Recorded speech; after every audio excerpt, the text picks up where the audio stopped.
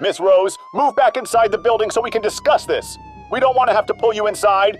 We're asking you to work with us. The story starts with Superman coming across a scene where a woman by the name of Felicity Rose has come to the regrettable decision of committing Keep in mind that Superman at this time has been going through a crisis of sorts, feeling an unbearable disconnect between himself and the people he tries to protect, after growing concerns among them that he cares more about what happens on a universal scale rather than the little details on good old Earth. How do you respond to them?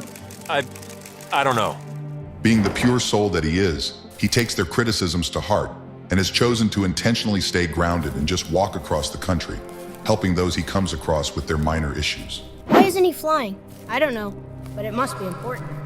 Examples include fixing a car, It's the fuel line. And just what makes you so sure it's the freaking fuel line? Trust me, I'm sure. helping a diner clean up their storeroom, This'll just take a second. Hey, Rosie, can I get a Done. refill on the coffee? and listening to their concerns about a neighborhood where drug usage is rampant, Even the police don't go down there unless they have to. going there and using his heat vision to locate where the stash is and burns it, preventing kids from crossing a red light with a simple gesture, Morning. telling an elderly man to check himself in a hospital, Jan, where's the number for my doctor? and only using flight when absolutely necessary. Would you like to repeat that at 10,000 feet? Sure, I'll call your bluff. Okay, maybe that wasn't necessary, but I think you get the point. The man is dedicated to this path, even if the sin he believes he committed is truly nothing but hot air. But I think he can be excused when he comes across what we started with, where the officer unsurprisingly asks if he minds going up there to grab her. No, but I'll talk with her. And as he flies up to talk to her, obviously trying to be understanding of her situation, Don't you dare touch me! she's immediately hostile, as she thinks he will just grab her by force. Because you can! Because you're stronger than me! Because you know I can't stop you! She then asks if his reputation of always keeping a promise is true. Is it? Yes. Then I want your word. I want your promise that you won't try to take me down by force. And that if I jump, if I choose to jump because it's my choice, you won't stop me.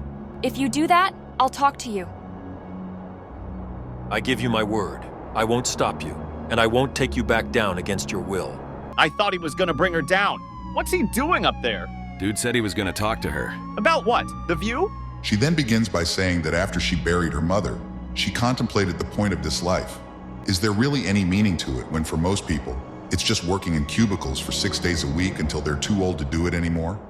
And what makes it worse is the fact that they have all been probably taught that they are special growing up, filling them with hope that most would deem as a false one, when cold, harsh reality strips it away, bit by bit. It's not fair! None of it's fair, and don't you dare tell me it is! I won't, because you're right. It's not fair. John Lennon is dead, and Muammar Gaddafi is still alive. JFK is dead, and Castro is alive. Gandhi is dead, but Manson keeps hanging in there. It's not fair, but it's not unfair either.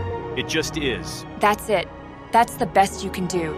It's neither fair nor unfair, it just is. Because that's the truth. He says she's correct about people coming out of high school with high hopes of saving the world, or making any form of positive impact for that matter.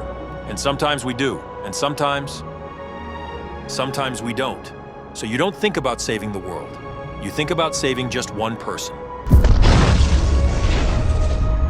Because sometimes that's enough.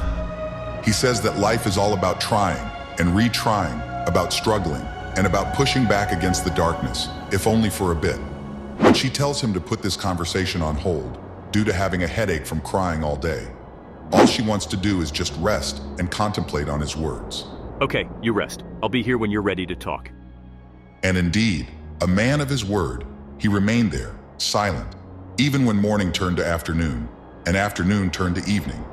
He even zapped the wire of the police searchlight without a second thought when she complained that it hurt her eyes. Lot of people down there. Yes, I've seen people splattered on the sidewalk before. Are you sure you want to do that to them? She claims she's not sure anymore, giving Soups hope that he can finally get through to her, as she lost the vigor she had earlier.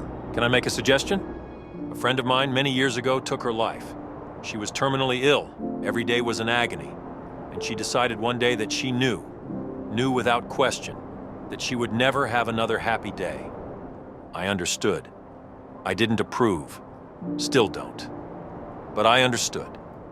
If you believe, in your heart of hearts, that you will never have another happy day, then step out into the air. I'll keep my promise. I won't stop you.